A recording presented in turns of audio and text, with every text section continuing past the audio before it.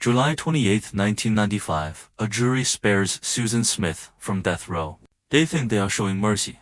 30 years later, prison staff say she has become a complete nightmare behind bars. And the question no one wants to ask is whether those jurors actually saved her life or condemned her to something far more cruel. This case just exploded back into headlines in November 2024, when Smith faced her first parole hearing after 3 decades. What happened in that room and what has happened to her since reveals a truth about life imprisonment that most people never consider. By the end of this video, you might completely change your mind about which punishment is actually worse. Let me show you what 30 years in a concrete cage does to a human being. October 25, 1994, Susan Smith straps her sons into their car seats. Michael is 3 years old. Alexander is 14 months old. She drives to John D. Long Lake in Union County, South Carolina, and releases a parking brake. The car rolls down the boat ramp. It takes 6 minutes for the vehicle to fill with water and sink to the bottom with both boys still strapped inside. Drowning in the darkness, Smith does not call for help. She runs to a nearby house and reports a carjacking.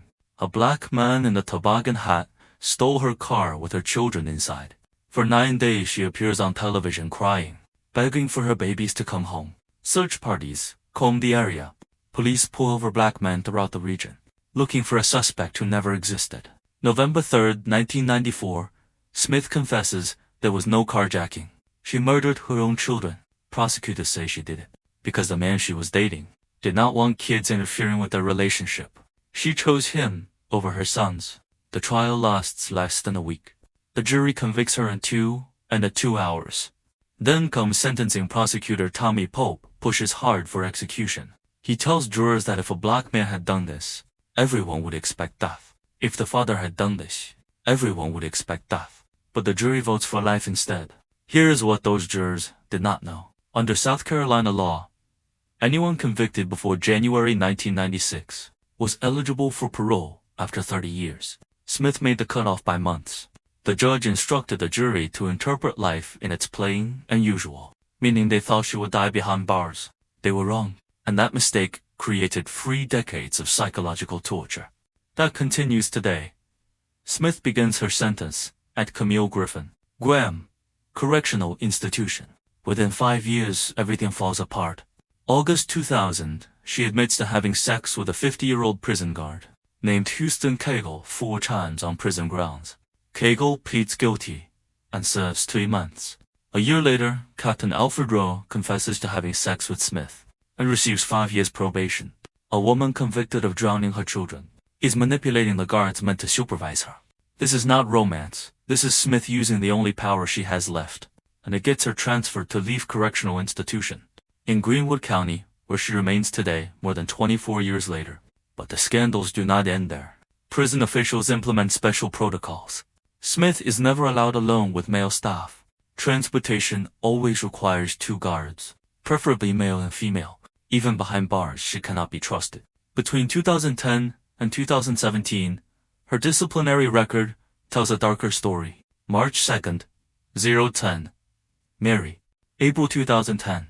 Unauthorized drugs and mutilation, meaning she is harming herself. More drug violations followed in the years after. A former cellmate later describes watching Smith snort drugs, swallow them, inject them. This is not recreational use. This is someone trying desperately to escape the mental prison inside. The physical one, former Captain Alfred Rowe, the same man who had sex with her, claims her drug use escalated after the transfers. She could no longer get the male attention she used as a drug. He says so she turned to substances instead. Smith gets moved repeatedly for undisclosed medical treatment. Back to Graham Correctional in 2004, 2013, and 2021. 2. Kirkland Correctional Institute, a male facility in 2008, multiple times in 2017 and 2018, once in 2019, and again in 2024. The records do not say why, but they suggest someone whose physical or mental health is deteriorating. Across decades, then August 2024, 3 months before her first parole hearing, Smith is caught communicating with a documentary filmmaker, discussing interviews, filming, and compensation for her story. Inmates cannot profit from their crimes. She loses phone, tablet, and canteen privileges for 90 days. Think about the timing. She knows the hearing is approaching. Prison sources say she has been following every rule, specifically to improve her chances. Then she risks everything trying to sell her story. November 20th, 2024, 30 years to the day. Susan Smith appears before the parole board via video link. She starts to speak, says she is very sorry, then breaks down in tears. I know what I did was horrible. I would give anything if I could go back and change it. She tells them she is a Christian. God has forgiven her. She asks them to show the same mercy. Her ex-husband, David Smith, sits across from the board struggling to compose himself. She had free choice that night. He says, "This was not a tragic mistake. She changed my life forever." He asks them to deny parole, not just today, but in every future hearing. He promises to attend every single one, to make sure Michael and Alex are not forgotten. Prosecutor Tommy Pope reminds the board about her violations, her manipulation, her history. They ask Smith about the resources wasted, searching for her fictional black carjacker. She says she was just scared and did not know how to tell the truth. The decision is unanimous. Parole denied.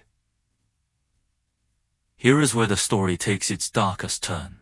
According to Leith Correctional staff, speaking to reporters, in late 2024 and early 2025, Susan Smith completely changed. After that denial last year when she thought she might get out, she was cooperative, helpful, even pleasant. Now, she is the complete opposite. Rude and nasty all the time. Overnight, she transformed from model prisoner to what they call a complete nightmare. The mask came off everything she did for years. Following rules, being polite, working her various jobs as teacher assistant, bookkeeper, canteen operator. All of it was performance manipulation, designed to fool the parole board. The moment that hope was crushed, her true nature emerged. Smith wakes up every morning in dorm C1, room 0103 at Leith Correctional Institution. This 39-acre facility is her entire world. She works whatever job she is assigned. She eats on schedule, she has limited recreation time, she goes to bed knowing tomorrow will be identical. Phone calls are monitored. Letters are read before she receives them. There is no privacy, no freedom, no autonomy. She has earned no education credits in 30 years. She has not improved herself. She has simply existed while the outside world moved on without her. David remarried and rebuilt his life. Technology advanced, society changed. Susan Smith remained frozen inside those walls. And here is the cruelest part of her sentence. She can request parole again in November 2026, then every 2 years after that for the rest of her life. But South Carolina only grants parole about 8% of the time. Far less for violent offenders. Almost never for notorious cases, where prosecutors and victims' families oppose release.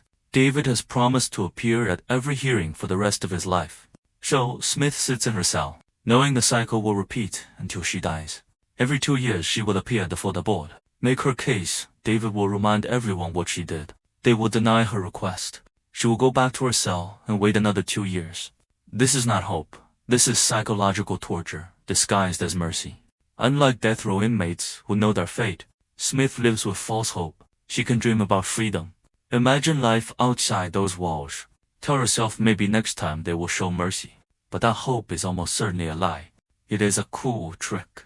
Her mind plays to make the unbearable somewhat bearable. She is 53 years old now. She was 23 when convicted. She has spent more of her adult life in prison than in freedom. If she lives to 73 or 83, she will have spent 50 or 60 years behind bars for a crime committed when she was barely an adult. Every milestone other people experience. Advancing careers, getting married, having families, traveling. Simply living will be completely absent from her existence. Her transformation after the parole denial proves how psychologically damaged the sentence has made her. For years she maintained a facade because parole seemed possible. When the hope was crushed, the broken, angry, bitter reality emerged, and she has decades more of this ahead of her. The jurors who spared her from execution thought they were being merciful. They thought life in prison meant time to reflect, to feel remorse, to suffer appropriately. What they actually gave her was something far more devastating. 30 years and counting, of waking up every day as the woman who drowned her babies. 30 years of other inmates and guards looking at her with disgust. 30 years of disciplinary infractions, drug use, self-harm, and desperate attempts to feel anything other than crushing guilt. Many people believe life imprisonment is more humane than execution. They say, death is too easy. Criminals should suffer for their crimes. Taking the quick way out is not real justice. But after seeing what 3 decades has done to Susan Smith, the question becomes more complicated.